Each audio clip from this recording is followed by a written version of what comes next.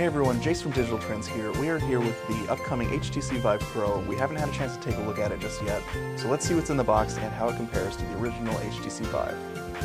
Alright, so let's get in here and see what we have. This does differ a little bit from the retail packaging you're going to see in the store, in that it doesn't have the controllers or the lighthouse sensors, but it does have the headset and the link box. So let's see how those guys look.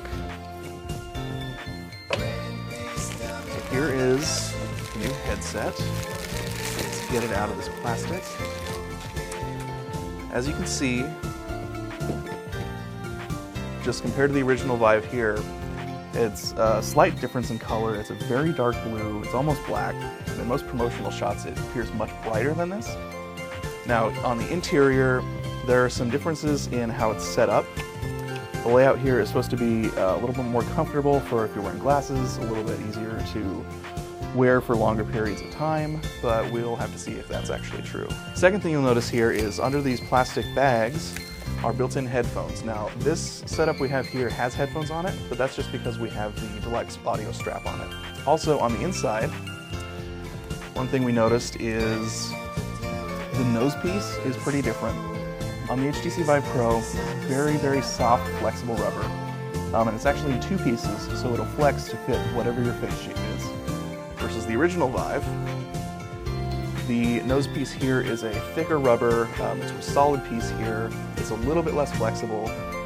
The outer part of the nose piece here actually comes down further, versus on the Vive Pro, it's a little bit smoother, it's a little bit more open shape, which definitely fits with what they were saying about how it's a little bit more comfortable. Something you might not have noticed is the cable management is a little different. On the Vive Pro, it just goes all around the side. It's held in here with this little bracket. And on the HTC Vive itself, the original one, it's a little looser, there's more wires, they're not together. They're held on here with a little bracket, but it's not quite as a clean a design as you see on the Vive Pro here. Here, the cables are managed very nicely. They fall off to the side. It's a single solid cable. And then here, it only becomes a solid cable once it actually gets to the exterior of the headset. You're also going to notice that the padding at the back is actually much thicker on the HTC Vive Pro than it is on the HTC Vive.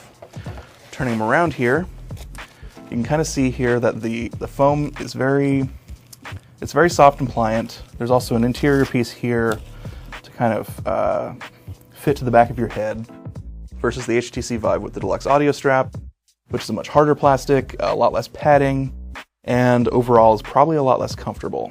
Now, the HTC Vive Pro has a different screen setup than the HTC Vive. On the inside here, you're going to have screens with a max resolution of 2880 by 1600, whereas the original HTC Vive comes in at just 2160 by 1200.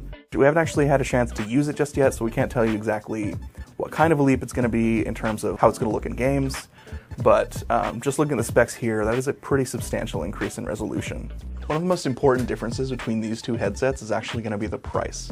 The original Vive here is getting a price cut coming down from $600 to just $500, while the Vive Pro is going to start at $800 with pre-orders available now.